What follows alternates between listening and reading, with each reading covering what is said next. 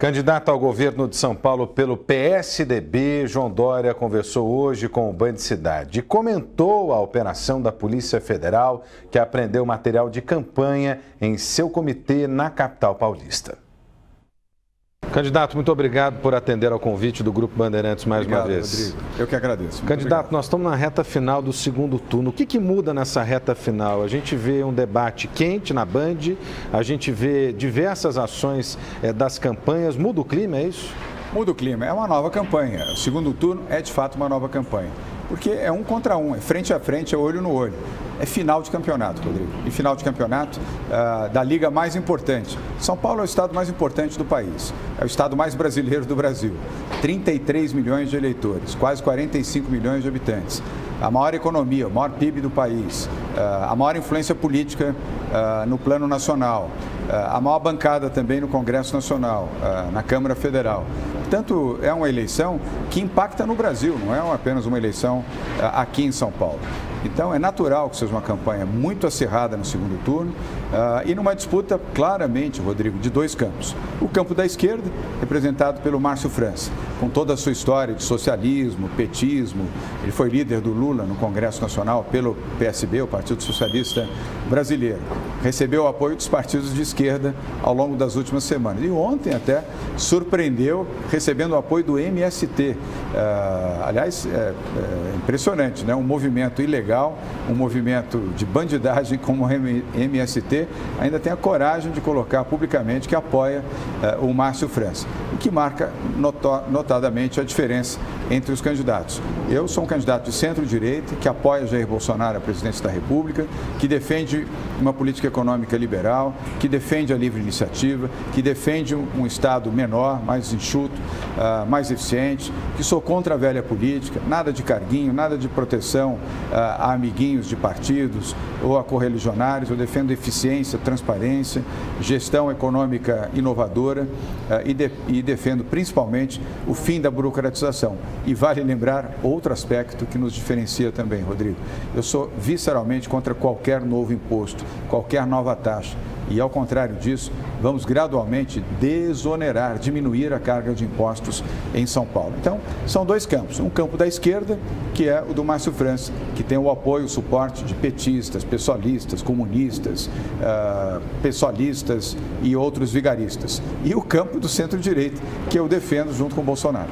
Bom, o candidato adversário do senhor tem colocado que essa reaproximação do senhor com o discurso próximo a Bolsonaro seria apenas para o momento de campanha. O senhor já esclareceu isso, me parece que já tinha algo muito próximo. Como é que é essa história? Rodrigo, não procede. Todos sabem que eu sou anti-PT. A razão de eu ter vindo do setor privado para disputar as eleições em São Paulo, onde venci no primeiro turno o PT do Fernando Haddad e o Lula, que estava solto ainda fazendo a campanha do Haddad, e perdeu. Aliás, venci o Fernando Haddad, a Luísa Erundina e a Marta Suplicy, que foram do PT e foram prefeitas eleitas pelo PT em São Paulo. Essa foi a razão de eu disputar a eleição, foi vencer o PT e eu venci. Portanto, duvidar que eu sou anti-PT é porque não lê, não assiste televisão, não ouve rádio, não lê livro, está completamente alheio à história. Sempre fui marcadamente um anti-PT. E qual é o candidato hoje à presidência da República que é o anti-PT? É o Jair Bolsonaro, não há nenhuma dúvida disso. E é uma pessoa de bem, eu não tenho dúvida de que ele, primeiro, vencerá as eleições, depois cumprirá bem o seu mandato por estar se cercando de boas pessoas, onde eu destaco o Paulo Guedes. A conduta econômica num país como o Brasil é fundamental, primordial para a recuperação do país, a estabilidade do país e a retomada do crescimento econômico. Hoje a Polícia Federal fez buscas em um comitê do senhor numa investigação sobre suspeita de crime eleitoral. O que o senhor tem a dizer sobre isso? Não, a suspeita foi, encontraram 2.000 adesivos que estavam sem o CNPJ, que foram entregues num pacote na sede do comitê em São Paulo. Eu mandei até o nosso pessoal verificar quem fez a entrega desse pacote, 2.000 adesivos sem o CNPJ. Me pareceu um pouco estranho. Eu não estou lançando isso como acusação, mas, Rodrigo, me pareceu estranho. Chega um pacote, na sequência chega a Polícia Federal, investiga e verifica. Abriram vários outros que estavam com o CNPJ em ordem, mas tinha um pacote com 2.000 adesivos que estavam sem essa menção, o que é determinado, o que é obrigatório pela lei eleitoral, e transforma isso numa notícia. Não quer dizer que tenha sido provocado, mas há uma certa suspeita também nesse sentido. Ademais disso, eu orientei a nossa coordenação de campanha que nós temos que fazer tudo rigorosamente dentro do que a lei determina. Sejam 500 adesivos, 2.000 adesivos, seja bandeira, seja o que for. E tomar muito cuidado com pacotes entregues no comitê, mesmo que graciosamente, mesmo que a título de colaboração, para não infringir a lei. Eu defendo que a lei tem que ser cumprida rigorosamente, do menor ao maior valor. Candidato, há quem defenda reajustes salariais no funcionalismo aqui do Estado de São Paulo, em especial aos educadores e também profissionais da segurança pública. Nós recebemos aqui na Band algumas questões como por que não dobrar o salário dos professores, por que não dobrar os salários dos funcionários ligados à Secretaria de Segurança. É possível fazer um reajuste para esses profissionais? Rodrigo, é possível e é justo, principalmente nessas duas categorias. Dobrar não é impossível, não há recurso para isso. Mas uma melhoria gradual para a área de ensino é possível, é necessária e eu quero dizer a você que é justo. Também a Polícia Militar e a Polícia Civil, incluindo a Polícia Científica no plano da Polícia Civil e os bombeiros. Acho justo, razoável e faremos isso a partir do ano que vem. De maneira gradual, nós não podemos romper a política fiscal do Estado. São Paulo está no azul, paga os salários em dia, não é Rio de Janeiro que, de maneira irresponsável, atrasa os salários dos funcionários e atrasa o pagamento dos seus fornecedores. Mas é justo, respondendo claro e objetivamente, é justo, sobretudo nessas duas categorias que ficaram com as suas bases salariais muito defasadas ao longo dos últimos anos. O senhor tem algum plano para combater o crime organizado? O Estado de São Paulo é o receptor hoje da maior parte do armamento desviado, principalmente na fronteira com o Paraguai, e é um dos principais mercados consumidores de droga que também vem das divisas do país. Como é que pode ser feito um trabalho integrado para combater esse tipo de coisa, candidato? Rodrigo, trabalhando junto com a Polícia Federal e agora com o Bolsonaro presidente, eu acho que finalmente vamos ter controle de fronteira. Não é possível esse descontrole absoluto. Passa tudo na fronteira seca e fronteira marítima brasileira. Entra tudo. Se quiser trazer uma manada de elefantes aqui no Brasil, entra, porque armamentos pesados entram, toneladas de drogas entram, veículos contrabandeados entram e saem também. Toneladas de cigarros contrabandeados, falsificados, entram. Não é possível uma fronteira onde entra tudo. E entra, sobretudo, armas, armamentos pesados, como você colocou, e drogas. O Brasil não produz drogas, não tem produção de drogas. O Brasil, infelizmente, consome drogas e agora passou a exportar drogas também.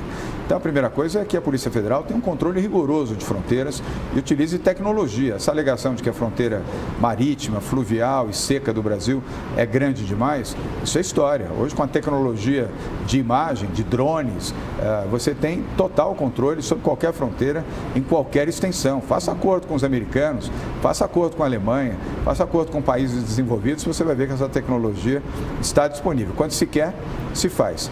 E aqui em São Paulo, seremos rigorosíssimos no tema da segurança pública. Primeiro, com os poderosos de facções criminosas, inclusive o PCC. Sempre me dizem, não fala do PCC. Falo sim, porque aqueles que comandam o PCC terão em mim um grande opositor a partir de janeiro.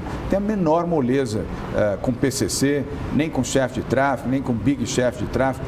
Todos terão tratamento de bandido, inclusive nas prisões. Os presídios aqui em São Paulo terão controles de tecnologia que ainda não tem e não vai entrar nenhum celular vai ingressar mais em presídios em São Paulo. É possível privatizar os presídios, candidato? Possível, sim. Eu vou me referir a isso na sequência. Mas quero dizer também que os presídios não serão mais utilizados, Rodrigo, como sala de reuniões do PCC para planejamento de crimes dentro do sistema prisional de São Paulo. Não estou acusando ninguém do sistema prisional, nem a secretaria que atua nessa área. Mas os índices de eficiência vão subir e o governador vai exigir.